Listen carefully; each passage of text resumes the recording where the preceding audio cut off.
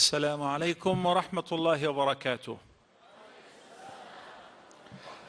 الحمد لله رب العالمين والعاقبة للمتقين ولا عدوان إلا على الظالمين، والصلاة والسلام على سيد الأولين والآخرين نبينا محمد وعلى آله وصحبه أجمعين. وبعد. All praise due to Allah alone. We praise Him and we seek His help. Whomsoever Allah guides is a truly guided one, and whomsoever Allah leaves astray, none can show him guidance. May the best peace and blessings be upon Prophet Muhammad sallallahu alayhi wasallam. Allah the Almighty describes His word and His glorious book in the Qur'an in Surah Fussilat, chapter number 41, ayah number 41 and 42, by saying, وَإِنَّهُ لَكِتَابٌ عَزِيزٌ لا يأتيه الباطل من بين يديه ولا من خلفه تنزيل من حكيم حميد. Most surely, this is a mighty book. Falsehood shall not come to it from before it, nor from behind it. It is a revelation from the wise, the all worthy of praise. And in Surah Sad, chapter number 38, verse number 29, Allah the Almighty addresses His most beloved Prophet Muhammad sallallahu alayhi wasallam, saying concerning this book, كتاب أنزلناه إليك مبارك ليدبروا آياته وليتذكر أولو الألباب. This book, which we have revealed unto you, is full of blessings, is a blessed book. Why did He reveal it to the Prophet sallallahu alaihi wasallam? لِيَدَّبَّرُوا آيَاتِهِ, for the believers to ponder over its verses, and for men of understanding that they may take heed, they may be mindful. The word تذكرون and تتذكرون and pretty much related to each other. Couple times in the Qur'an, the word تتذكرون, verses 16 times Allah mentioned the word تذكرون, which means to be mindful, to take heed. And sometimes the word تذكرون is preceded with لعل, لعلكم, لعلهم, which means perhaps, or that they may take heed, they may be mindful, that you may be mindful. There is also another word which is relating to at-tadhakkur, that is at-tafakkur, which is a deep pondering. Allah the Almighty casts the blame upon those who read or hear the Qur'an without pondering over its verses. He says in Surah Muhammad sallallahu alayhi wasallam, أَفَلَا يَتَدَبَّرُونَ الْقُرْآنَ أَمْ عَلَى قُلُوبٍ أَقْفَالُهَا. Will they not ponder over the Qur'an, or the hearts have locks upon them? So the person who happens to read the Qur'an, or hears the word of Allah, the blessed word of Allah in the Qur'an, and still does not ponder over it, nor benefit out of it, is similar to somebody who has a lock over his heart. And the heart here refers to one's intellect. He doesn't understand. He doesn't comprehend. So the Qur'an addresses people's intellects. The Qur'an is the only book which its author challenges the audience to bring anything similar to it. And from the very beginning, Allah the Almighty confirms that ذَلِكَ الْكِتَابُ لَا رَيْبَ فِيهِ. That is the book. There is no doubt in it. There is no doubt concerning it. هُدًى لِلْمُتَّقِينَ. Then a few ayahs further, in Surah Al-Baqarah, Allah the Almighty challenges all mankind and the jinn all together by saying, وَإِن كُنْتُمْ فِي رَيْبٍ مِّمَّا نَزَّلْنَا عَلَى عَبْدِنَا فَأْتُوا بِسُورَةٍ مِّن مِّثْلِهِ وَادْعُوا شُهَدَاءَكُم مِّن دُونِ اللَّهِ إِن كُنْتُمْ صَادِقِينَ. Surah Al-Baqarah, the second chapter, verse number 23. If you're still in doubt concerning this Qur'an, so bring any chapter like it, any chapter. Doesn't have to be Al-Baqarah or An-Nisa or those long chapters. Any chapter. وَادْعُوا شُهَدَاءَكُمْ. You may invite your witnesses, your assistants, your supporters, other than Allah, if you were true in your claim. Even the bestsellers, they have a second edition and a third edition and further editions. And in each edition, the author in the foreword says, I edited the following, I corrected the following, because it's a human statement, even though it's a bestseller, other than the Qur'an. Because it is the word of Allah subhanahu wa ta'ala. It can't but to be perfect, but to be true. That's why Allah the Almighty, after inviting us to ponder and reflect over His word in the Qur'an, which is most perfect, He encourages people to contemplate and think for themselves.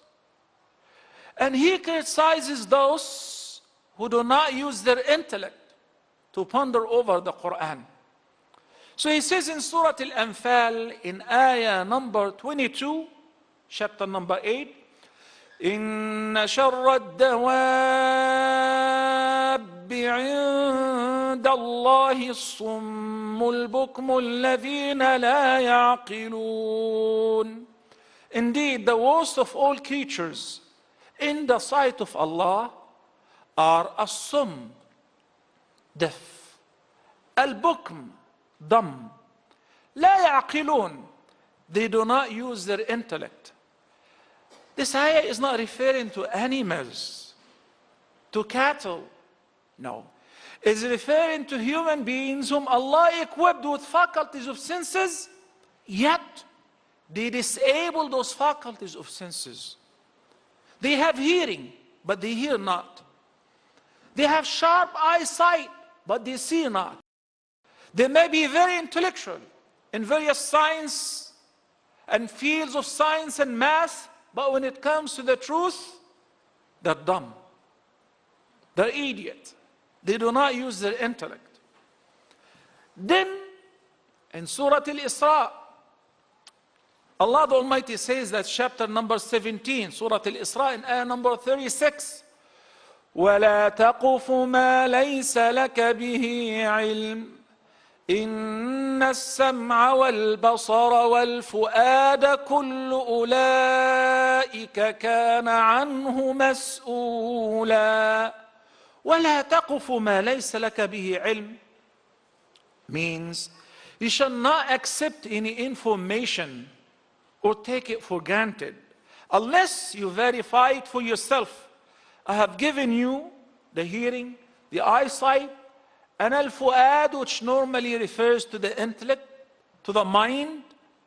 All of that you will be asked about before Allah subhanahu wa ta'ala. How did he utilize all these faculties of senses? Then again, Allah the Almighty discourages in the Qur'an blindly following ancestral ways. Not to say this is how we found our parents or forefathers and we do as we found them.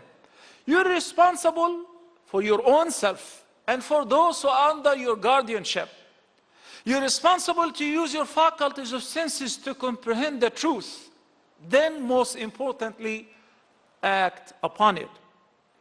So he says in Surah Al-Ahzab, chapter number 33, ayah number 67, on the day of judgment, when the losers of the laymen, of the common people, will present false excuses before Allah subhanahu wa ta'ala, saying that we were not at fault, rather we just followed our leaders, our forefathers.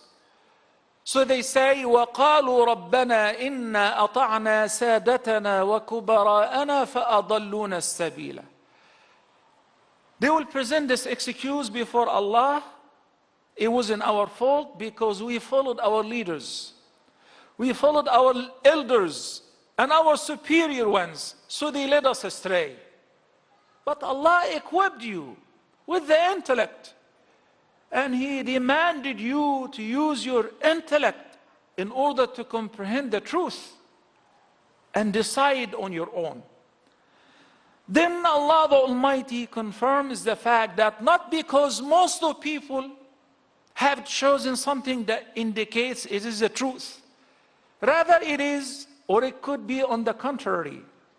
He says Azza wa Jalla in Surah Al-An'am, ayah number 116, وَإِن تُطِعْ أَكْثَرَ مَنْ فِي الْأَرْضِ يُضِلُّوكَ عَنْ سَبِيلِ اللَّهِ.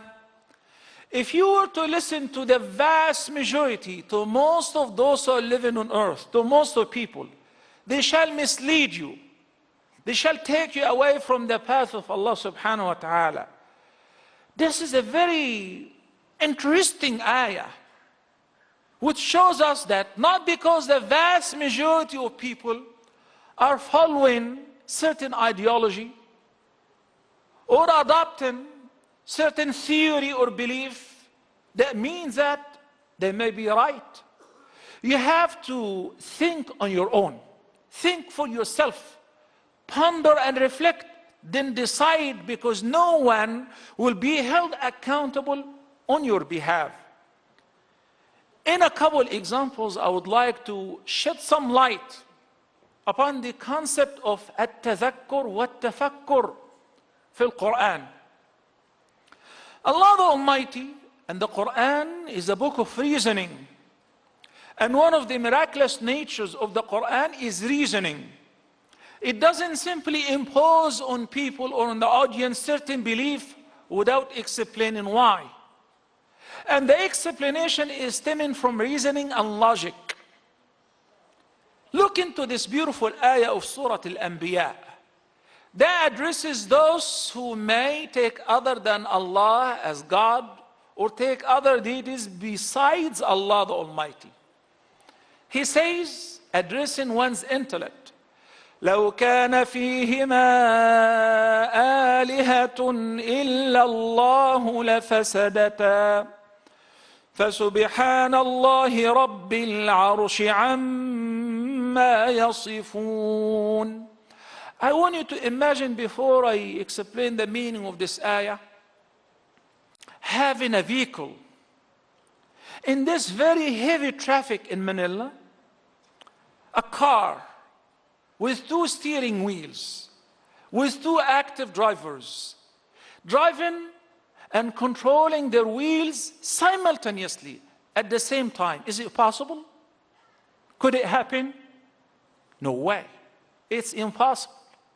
At the first intersection, when one driver decides to swerve right and the other decides to go left, what's going to happen? Split the vehicle. Allah the Almighty is utilizing the same logic by saying, لو كان فيهما. If there had been in them, in both the heavens and the earth, any God besides Allah, most certainly both would have been ruined and in a state of disorder. Two gods with two authorities. One decides something and the other decides entirely the opposite.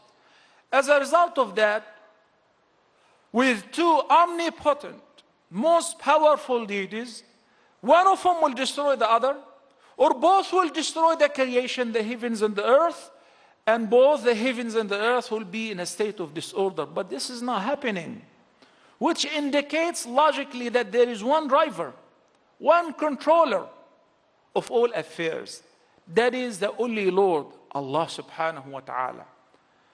Could that Lord be in the form of a human being, or have human and have divine under any circumstances? Again, Allah the Almighty proves that this is impossible logically and through the means of reasoning, and invites people to think, to ponder over that. So in Surah Al-Ma'idah, chapter number 5, ayah number 75, and I hope you're writing down the ayahs for your own records. This is a beautiful ayah. Through this ayah, you can bring many non-Muslims into Islam, simply through reasoning and logic.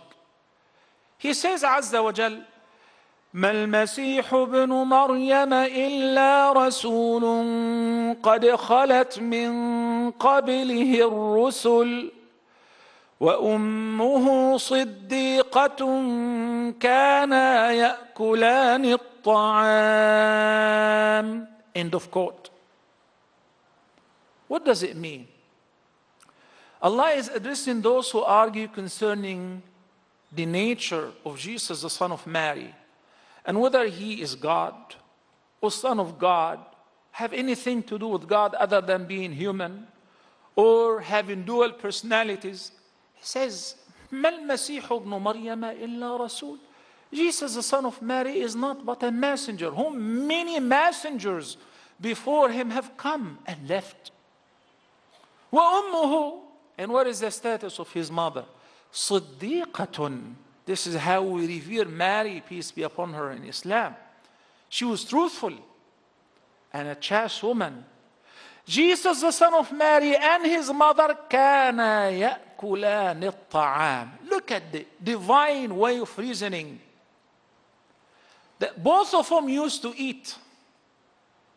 Both of them used to eat. Means what? They were dependent. And if one is in need to eat, then he or she is also in need to drink. And what happens after eating and drinking? The biological process, digestion, then excretion. Can you imagine God is in need to pass urine, or answer the call of nature, or rush to the bathroom, or suffers of diarrhea or constipation? Can you imagine God who is hungry and starving? And by the way, that is also stated in the Bible, in the New Testament, where it says that Jesus, peace be upon him, was traveling with his companions, with his disciples, and he was extremely hungry. So he saw a fig tree from a distance. He approached the fig tree, but there was no fruits. There was no fig. He hit its branches with his stick, but it didn't bear any fruits. So he cursed the tree. When, as a reasonable person, a logical person, when I read this in any book that says this person is God, I would say, definitely this is not true. That doesn't make any sense. So the Creator doesn't know whether the tree which he created bears fruits or not. And he is so disabled to make it bear fruits. And why would he need to eat? We're all his dependents. Whenever we're hungry, we call upon him to feed us.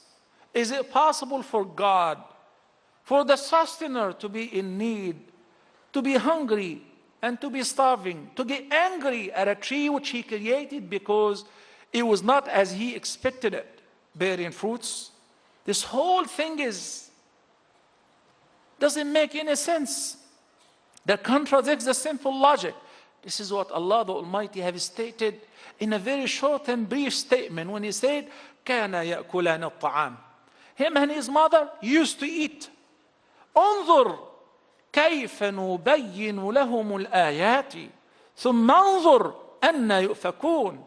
Look and consider how we explain our ayat and communications, how we prove the case to them, and then look again, behold, how they are turned away and deluded from the truth.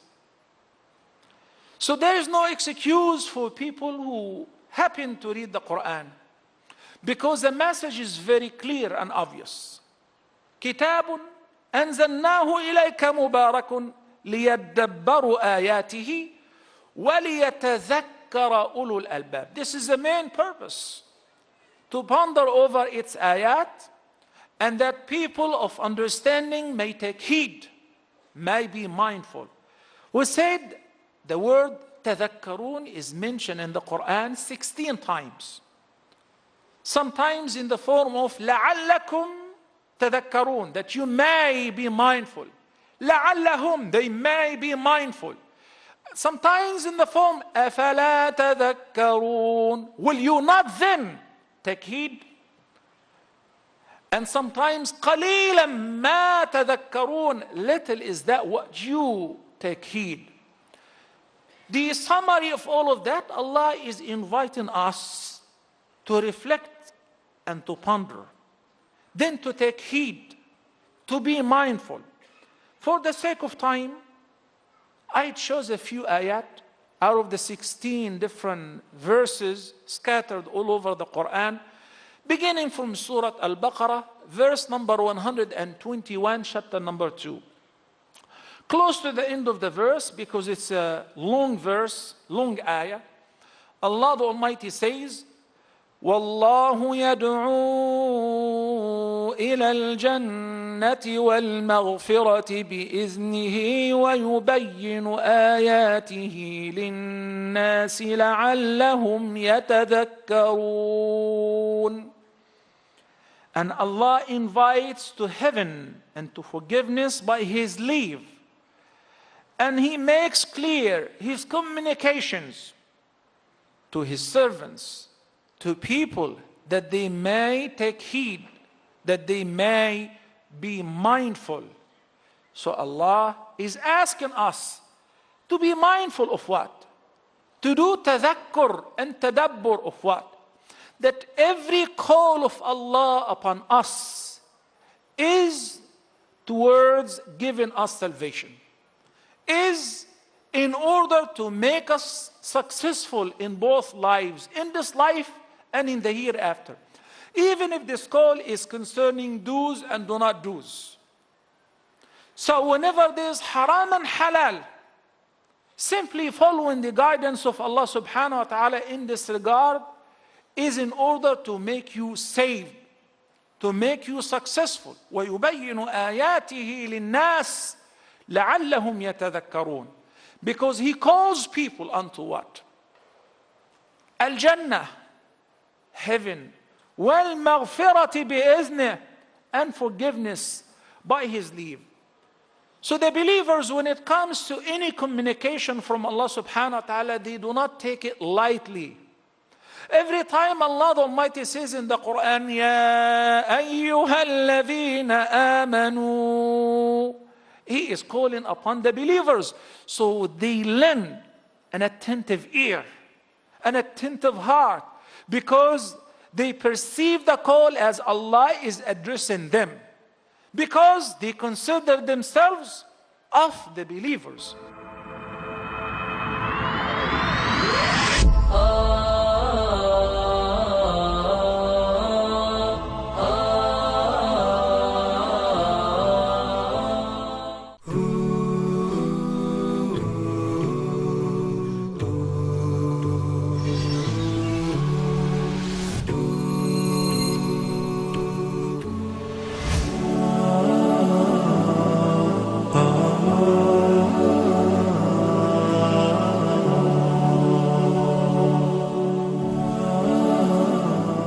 Scholars are the transmitters of the religion of Muhammad sallallahu alayhi wa sallam.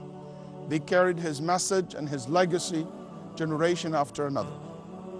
And they are the one who carried this light to the whole world. The Life of the Muslim Scholars is a new series on Huda TV.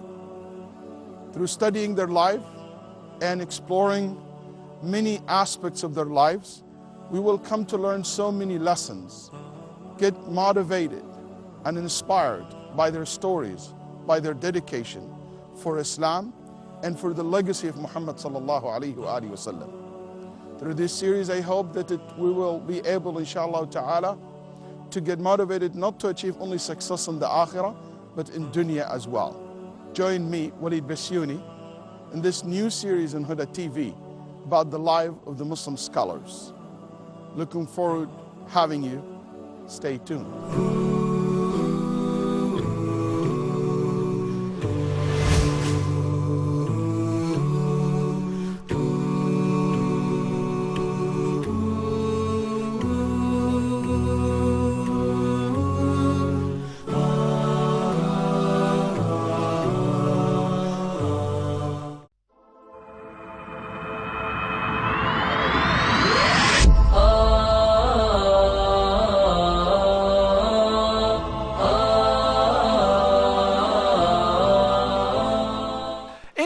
Ayat such as in Surah Al-An'am, chapter number 6, ayah number 152.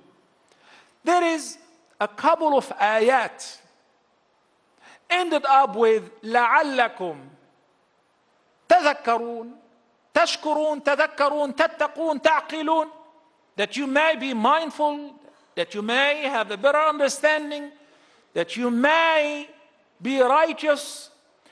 After a list of commands, in this ayah 152, chapter number 6, Allah the Almighty says, وَلَا تَقْرَبُوا مَالَ الْيَتِيمِ إِلَّا بِالَّتِي هِيَ أَحْسَنُ حَتَّى يَبْلُغَ أَشُدَّهُ وَأَوْفُوا الْكَيْلَ وَالْمِيزَانَ بِالْقِسْطِ لَا نُكَلِّفُ نَفْسًا إِلَّا وُسْعَهَا وَإِذَا قُلْتُمْ فَاعْدِلُوا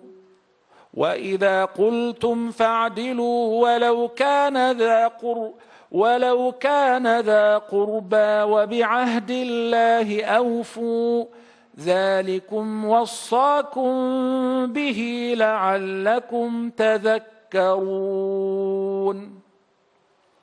So the ayah and the quote ended up with لعلكم تذكرون. Wait a minute, I need to go back to the beginning of the ayah to do tadhakkur, to do tadabbur, to be mindful of what Allah has enjoined to me in this ayah. He says, وَلَا تَقْرَبُوا مَالَ الْيَتِيمِ إِلَّا بِالَّتِي هِيَ أَحْسَنُ. Do not approach the property of the orphan except in the best manner until he or she attained maturity. Then he says, وَأَوْفُوا الْكَيْلَ وَالْمِيزَانَ بِالْقِسْطِ. Give full measure and weight with justice. Then another command, 4 beautiful teachings in this ayah. When you speak, be just, though it be against a relative. If you're called upon to deliver a shahada, a testimony, even if your shahada, your testimony, will be against one of your relatives, against your own parents, or against your own self, say the truth and nothing but the truth. This is a communication of Allah in this ayah. Then finally he says, and fulfill Allah's covenant. This He has enjoined you with, that you may be mindful. If you stick to what He said, if you fulfill the teachings and the commands of Allah in this ayah, then you're mindful of His ayat. Then you are one of the successful ones. And those teachings guarantee success of the entire community, whether the individual or the community, al-jama'ah. Then when it comes to the concept of the unseen, so we stated first how Allah proves logically His lordship, His oneness, and He is the only one who is worthy of worship. And then again, he calls upon us that whenever he communicates any message unto us, we should accept it with full submission and ponder over it.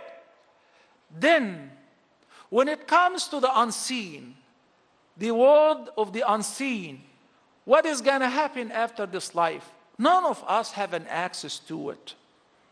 None of us knows how would the resurrection take place. But because we believe in Allah and He is unseen to us, we also believe in His communication. But Allah the Almighty does not want us to believe blindly. He provides us with the reasoning.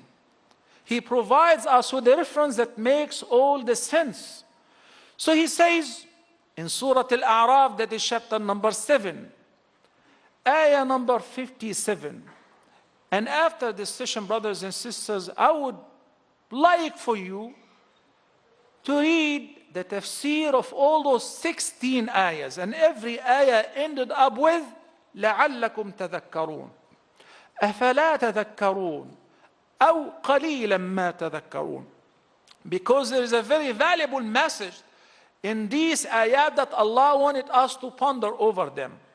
So He says, وَهُوَ الَّذِي يُرْسِلُ الرِّيَاحَ بُشْرًا بَيْنَ يَدَيْ رَحْمَتِهِ حَتَّى إِذَا أَقَلَّتْ سَحَابًا ثِقَالًا سُقْنَاهُ لِبَلَدٍ مَيِّتٍ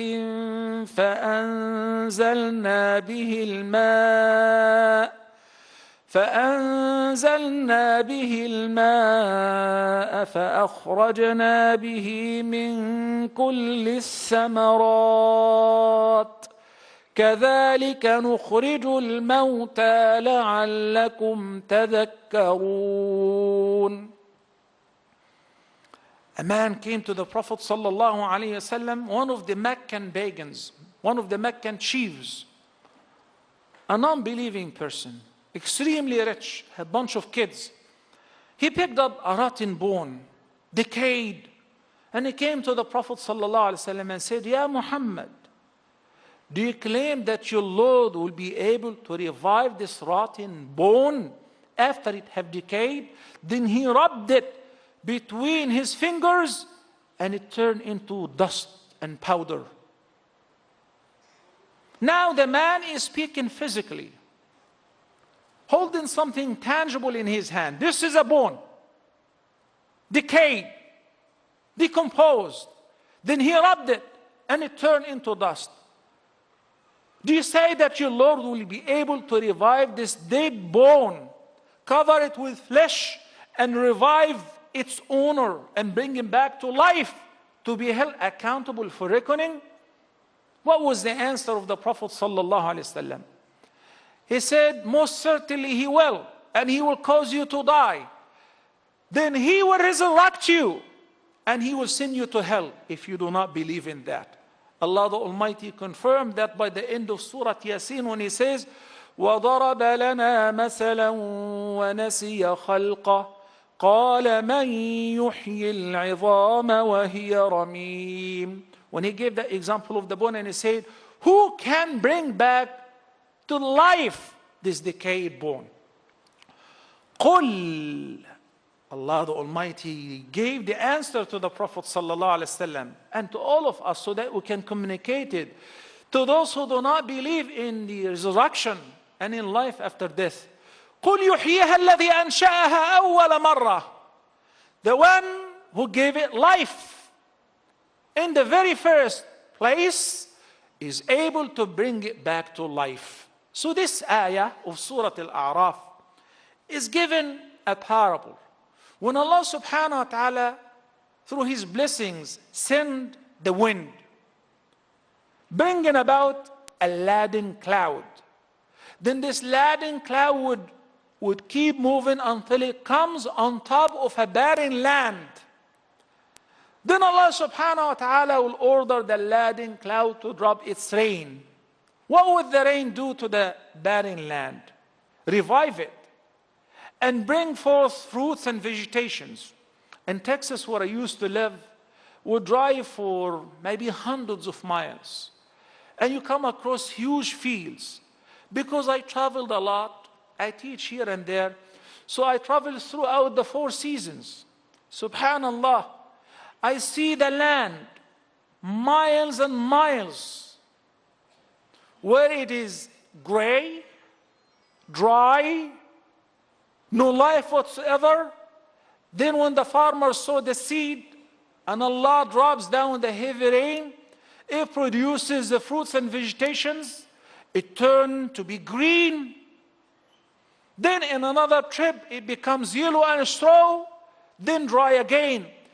This cycle of reviving the barren land and producing the living out of the dead is a typical example and a perfect demonstration of how Allah the Almighty is going to bring us back from the state of death to revive us to be a camp, to demonstrate how the hereafter will take place.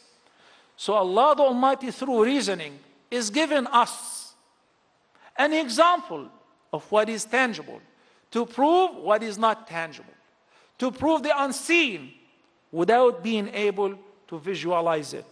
By the end, it is very logical that Allah the Almighty says, كَذَلِكَ نُخْرِجُ الْمَوْتَى لَعَلَّكُمْ تَذَكَّرُونَ. Thus, we bring out the dead, we bring them back to life, لَعَلَّكُمْ تَذَكَّرُونَ, that you may be mindful, that you may take heed. This life is short and brief, 60, 70, 80. Then after that, death. And you stay in the grave for, God knows, 1,000, 2,000 years, could be more, could be less. Then we will be revived. مِنَ الْأَجْدَاثِ إِلَىٰ رَبِّهِمْ يَنْسِلُونَ. Then there will be an eternal life, either in heaven, may Allah make us all amongst its dwellers, or in hell, may Allah protect us against it. The Qur'an is also full of parables, amthal, about 40 beautiful examples that Allah the Almighty has given in the Qur'an. One of the most beautiful examples is how He gave the parable of the goodly word to the goodly tree. And the goodly word, He refers to the greatest word, the word of salvation, La ilaha illallah Muhammadun Rasulullah. He says in Surah Ibrahim, chapter number 14, ayah number 24, أَلَمْ تَرَ كَيْفَ ضَرَبَ اللَّهُ مَثَلًا كَلِمَةً طَيِّبَةً كشجرة طيبة أصلها ثابت وفرعها في السماء تؤتي أكلها كل حين بإذن ربها ويضرب الله الأمثال للناس لعلهم يتذكرون. لعلهم يتذكرون. I heard that word before. In order to be mindful, go back. I want to read the ayah from the beginning, 24 and 25. Oh, have you not considered how Allah sets forth a parable of the goodly word, La ilaha illallah Muhammadur Rasulullah? How goodly is that word? It is exactly like a goodly tree whose roots are firm underground and whose branches are very high and fruitful. They reach the clouds. وَفَرْعُهَا فِي السَّمَاءِ تُؤْتِي أُكُلَهَا كُلَّ حِينٍ بِإِذْنِ رَبِّهَا, yielding its fruits in every season by the leave of its Lord. Allah the Almighty sets forth parables for people in order to be mindful. This is how good is that word. It's like having a garden. It's like having a goodly tree that produces fruits throughout the entire year and every season. Its roots are very firm, deep underground. Its branches are very high, reaching the clouds, reaching the heaven. Then another beautiful stop with this time, أَفَلَا تَذَكَّرُونَ. أَفَلَا تَذَكَّرُونَ, that's a rhetoric question. Will you not then take heed? Will you not then be mindful? It's like Allah the Almighty is blaming the audience. After all, you're still lagging behind? You still do not pay attention to what Allah the Almighty is saying? In Surah An-Nahl, chapter number 16, particularly ayah number 17 and 18. Before ayah number 17, Allah the Almighty listed and counted some of His countless blessings upon us. Then the conclusion of this reminder was in ayah number 17 when He says, أَفَمَنْ يَخْلُقُ كَمَنْ لَا